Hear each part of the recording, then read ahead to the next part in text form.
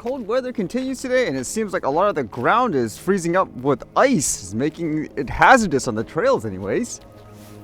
And what did I read today? How about this one? Apparently, for some reason, there's a lot of people putting graffitis on various signs, and cities and all that are having issues dealing with it, but apparently they're using things like drones because it's more efficient. I was looking at this picture too.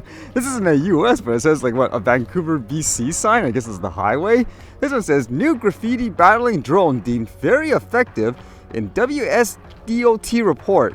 As it says here, according to new report from the Washington Department of Transportation, 2 pilot programs have been successful in helping to prevent graffiti, as well as helping to cover up graffiti. The first pilot program involves drones. As Como reported in April 2024, WSDOT in Tacoma started testing drone technology to see if the devices were capable of removing graffiti from hard-to-reach places. At the time, WSDOT workers hoped the drones can make quick work of the painting over graffiti on tall retaining walls, bridges, and overpasses. And with that, they had some results 6 months later saying the technology was very effective at spraying paint along state highways. According to that report, the drone was used on 21 missions in 2024 alone, helping to cover up $22,000 worth of graffiti. Additionally, by the time that the pilot program expires in June 2025, officials hope that more than $60,000 worth of graffiti would be erased. Wow, that much money it costs just to cover that stuff up, usually with the signs and stuff? Kind of crazy to think about. They even say too, according to WSDOT, road workers spent more than $815,000 on graffiti removal statewide in 2023, with removal costs averaging $3,000 per case. Additionally, WSDOT estimated that yearly graffiti removal required 10,300 hours of labor to cover up 700,000 square feet of graffiti. Yeah, again, that's crazy to think about. You don't really think much of that just as a regular person walking by and so forth in terms of the cost to get rid of it. And with that, they talk about things how it's one thing to get rid of it, but they need to stop people from doing it in the first place, and there's various detection systems out there. By the way, it's kind of interesting to see people using drones in this way too. I know they use it for things like cleaning windows and all that, but I guess this is another thing now that they could use it for in terms of painting various structures. In terms of using drones, this was kind of interesting. It just sounded like a press release for a company in terms of using a sort of drone for their warehouse, but it's the fact that they mentioned it's American made per se. It was kind of interesting. Like this one says, Gather AI leverages new model AI starting 2 Logis drones from greater warehouse and inventory data capabilities. Today, inventory intelligence solution Gather AI announces it will augment its DJI drones with new US-made Starling 2 Logis drones powered by Model AI's Voxel 2 autopilot for customer warehouse inventory data gathering. This edition, available in Q2 2025, will help warehouse operations and innovation teams maximize the Gather AI software solution for even more efficient counts and application flexibility. Yeah, again, it's kind of interesting how they specifically say US-made drones. Is it just a thing where for a lot of companies in the US, I guess currently, the more they say they're using US-made products, the better PR they will receive, I suppose. That's what it seems like anyways from what I'm reading here. I actually haven't seen any drones like around here anyways in terms of them flying around inventories, even though I read that story before, if you may remember, where companies like IKEA have been using drones. Maybe I'll see it one day sooner or later. And when it comes to drones, a lot of people talk about the dangers of the drone themselves, but how about the accessories? This was kind of interesting, as apparently people are weaponizing the FPV goggles for certain drones. This one says, explosive Latin drone goggles sent to Russian operators in sabotage attempts.